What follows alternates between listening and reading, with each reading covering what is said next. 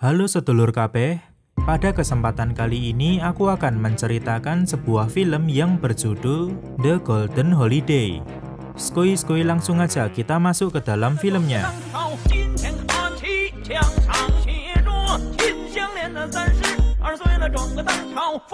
Ojo lali subscribe, like, karo di-share ya lur. Seorang detektif bernama Byung-soo sedang terlibat cekcok dengan pegawai bank, yaitu karena dia tidak mampu melunasi hutangnya dan rumahnya akan dilelang.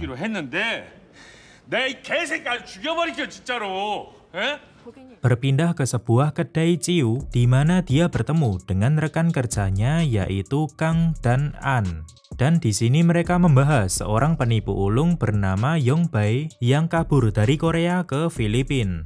Ternyata, Byung-soo juga pernah ditipu oleh Yong-bae, sehingga menyebabkan dirinya terlilit hutang bank.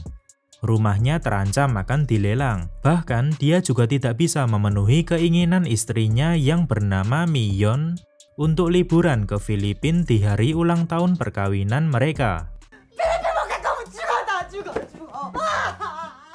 Mengetahui kondisi Byung-soo yang kesulitan ekonomi, ketua tim Kang memberikan beberapa uang kepadanya. Dan dia menggunakan uang itu untuk mengajak keluarganya liburan ke Filipina. Sedikit flashback, ternyata Yong-bae sendiri adalah teman baiknya. Di mana dahulu dia pernah dicurangi dalam sebuah pertarungan tinju, dan Yong-bae rela dipukuli untuk melindunginya. Liburan pun dimulai.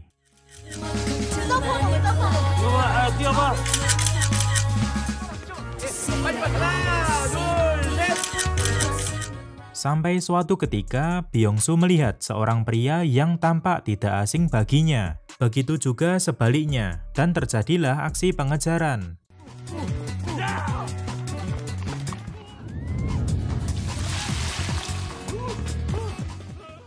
Sampailah mereka di pekarangan warga di mana Byung-soo bisa memukulnya sampai tumbang.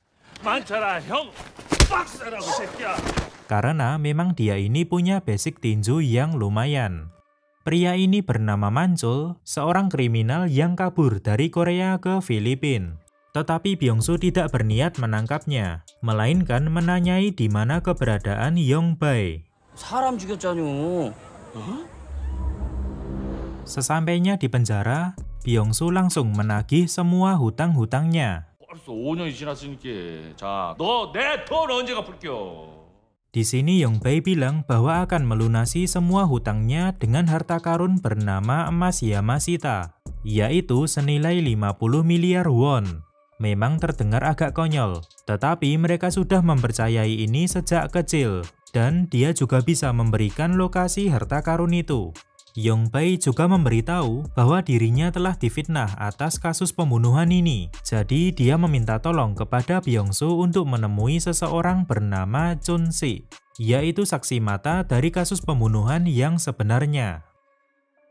Sesampainya di hotel, Byung-soo meminta izin untuk menjalankan tugas dari Interpol, yaitu menangkap gembong narkoba. Namun tentunya si istri tidak percaya begitu saja. 아니 걔들이 미쳤어. 당신 보고 왜 같이 잡으래? 나도 그랬지. 왜 나한테 그러냐고. Byung-soo pun beralasan bahwa dia dimintai tolong karena wajahnya tidak dikenali. Dan akhirnya dia mendapatkan izin setelah memberikan beberapa uang kepada istrinya untuk menghabiskan liburan di Filipina. Dan jelas perihal tugas tadi adalah rekayasa, karena sebenarnya dia sudah termakan omongan Yong-bae untuk mencari emas Yamashita. Berpindah ke tempat lain, tampak seorang ketua gangster Filipina yang sebut saja James. Di sini dia sedang menganiaya polisi bernama Martinez karena sudah menghalanginya untuk mendapatkan emas Yamashita. Lagi-lagi soal emas Yamashita. Tetapi yang jadi pertanyaan adalah, apakah emas itu benar-benar nyata? Dipanggillah seorang bernama Patrick untuk menghabisi polisi ini. Namun di luar dugaan, Patrick dan anak buahnya malah membelot dan menghabisi kelompok James. Setelah itu, Patrick mendapatkan telepon dari Chun-si, yaitu saksi mata dari kasus pembunuhan yang tadi sempat dibahas oleh Yong-bae. Dan di sini Chun-si meminta $200.000 untuk tutup mulut. Jadi apa yang sebenarnya terjadi? Pagi harinya, Byung-soo berpisah dengan anak dan istrinya. Lalu Manchul menjemputnya untuk mencari keberadaan Chun-sik. Pertama-tama mereka menuju sebuah kasino tetapi nihil. Di sini mereka malah berjudi dan mendapatkan banyak uang.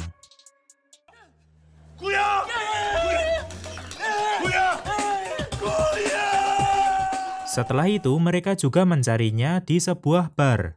Namun lagi-lagi tujuan mereka teralihkan dengan mabuk ciu bersama seorang wanita bernama Stella.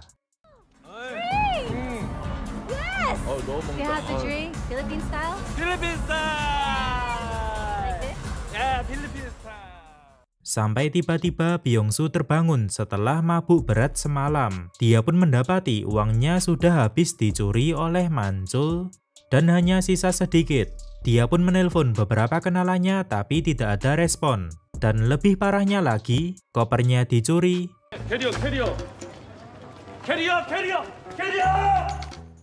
Bahkan ponselnya dan juga jus mangga miliknya. Setelah itu dia mencoba mencari pertolongan di kedutaan Korea. Namun sayangnya tutup.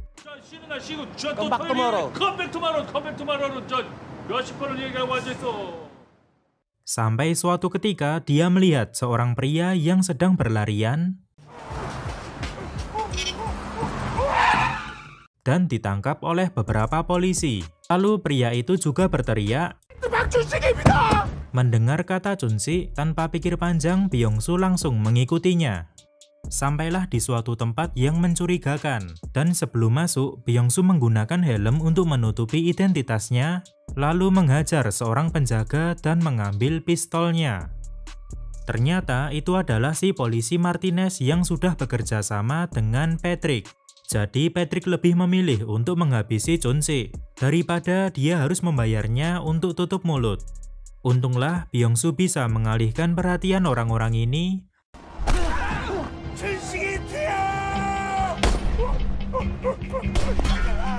Lalu kabur bersama Chun-sik.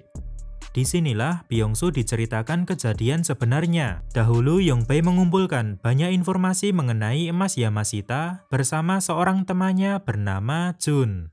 Patrick yang juga tertarik dengan harta karun itu memaksa Jun untuk memberikan informasi. Tetapi karena Jun menolak, akhirnya dia dibunuh. Dan yang dituduh atas pembunuhan itu adalah Yong-bae, sahabatnya sendiri. Sementara Chun-sik bisa tahu kejadian itu karena dia berada di TKP. Tak berselang lama datanglah Stella, yaitu wanita yang tadi pernah minum bersama Byung-soo. Namun tanpa disangka-sangka, Stella telah bekerja sama dengan Patrick untuk menangkap kedua orang ini. Dan alhasil mereka pun diculik lalu dibawa ke suatu tempat.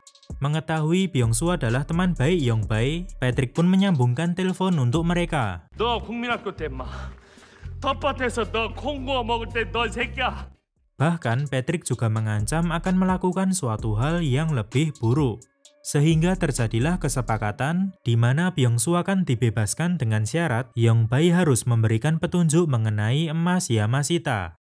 Setelah membebaskan Byung-soo, Patrick mendapatkan sebuah berangkas yang berisikan petunjuk harta karun. Tetapi sayangnya dikunci. Yong-bae pun berkata,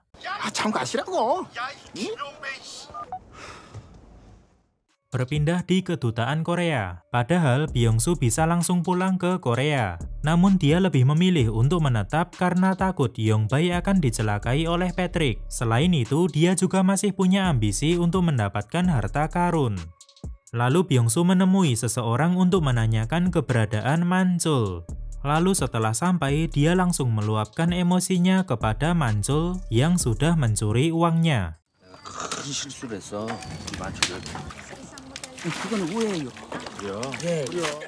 Namun di saat yang sama, tiba-tiba terdengar berita bahwa Chun-sik sudah dibunuh dan Byung-soo dituduh sebagai tersangkanya. Tentunya ini adalah ulah Patrick yang bekerja sama dengan pihak kepolisian. Di tempat lain, anak dan istri Byung-soo juga kaget melihat berita itu.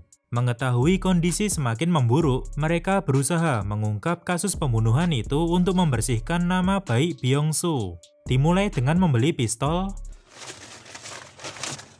나가긴 하는 거지? lalu menyewa 2 orang pengawal.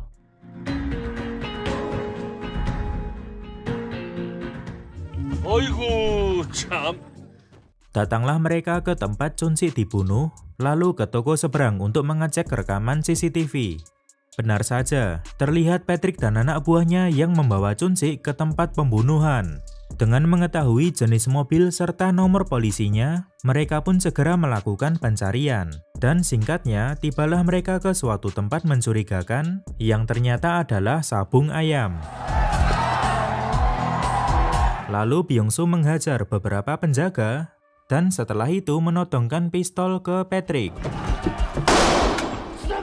Di sini Patrick menawarkan banyak uang sebagai tanda damai, tetapi Byung-soo menolak. Tetapi saat dia akan memberikan tembakan gertakan lagi, pelurunya sudah habis.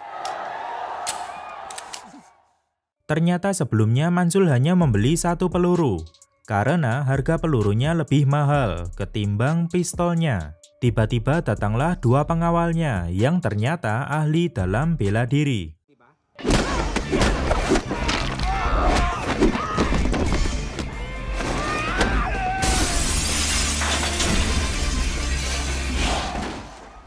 Singkatnya, Patrick dan anak buahnya bisa dikalahkan lalu dibawa ke kantor polisi beserta flash disk yang berisikan rekaman CCTV tadi. Namun sesampainya di sana dan menunggu hasil penyelidikan, polisi menyatakan bahwa tidak ada rekaman apapun di flash disk itu. Lagi-lagi ini adalah ulah Patrick yang bekerja sama dengan polisi Martinez, yaitu untuk memalsukan bukti kejahatan. Sehingga yang dipenjara atas kasus pembunuhan Chun-si adalah Byung-soo.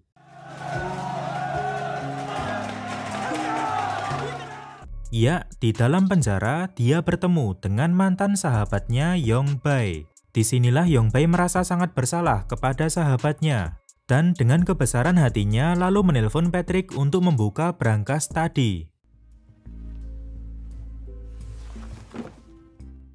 Sehingga Byung-soo dibebaskan dan bertemu dengan keluarganya.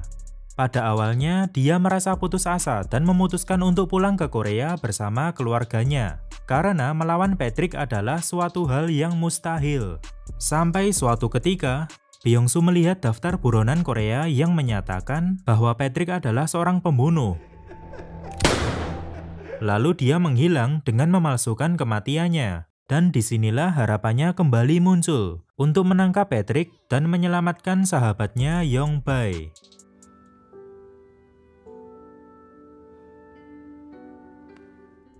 Sesuai info yang didapat, Patrick mempunyai tato kupu-kupu di pantatnya. Dan Manchul mencoba memastikan dengan menyamar sebagai tukang pijat lalu menggosok-gosok bagian itu sampai tatonya muncul. Namun sayangnya dia ketahuan. Untunglah tak lama kemudian Byung-soo datang membantu dan menyuruh Manchul untuk mencabut beberapa embut sebagai sampel.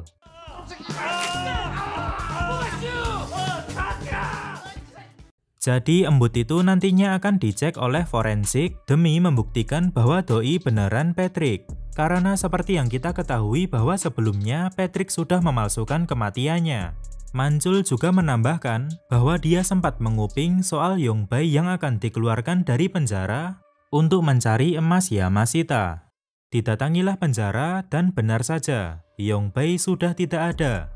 Lalu Byung-soo melihat lagi foto yang pernah diberikan oleh Yong-bae dan tanpa sengaja dia mendapatkan lokasi persis emas itu berada. Hari pun berganti dan Yong-bae disuruh menyelam bersama anak buah Patrick untuk mencari emas Yamashita. Sementara Byung-soo dan Manchul mengawasi dari kejauhan. Setelah menemukan peti harta karun, Yong-bae dengan sengaja memutus selang oksigennya supaya dia punya alasan untuk kembali ke atas. Dan apa yang terjadi?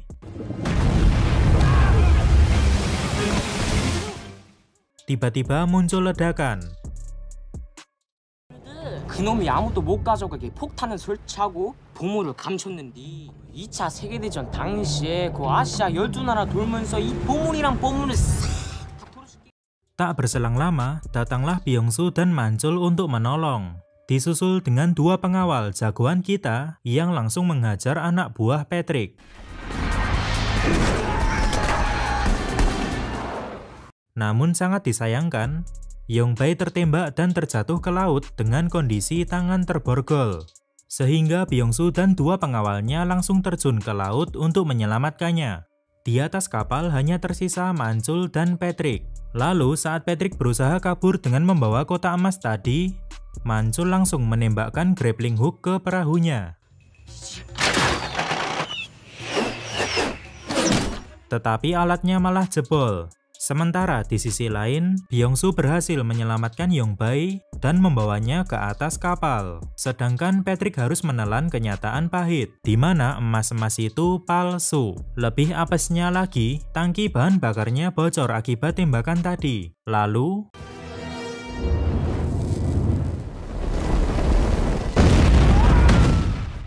singkatnya, Byung-soo, Yongbae, dan kawan-kawan selamat, sementara Patrick diamankan pihak kepolisian. Namun film belum selesai sampai di sini. Karena beberapa hari kemudian, Yongbae membawa mereka ke titik harta karun yang asli berada.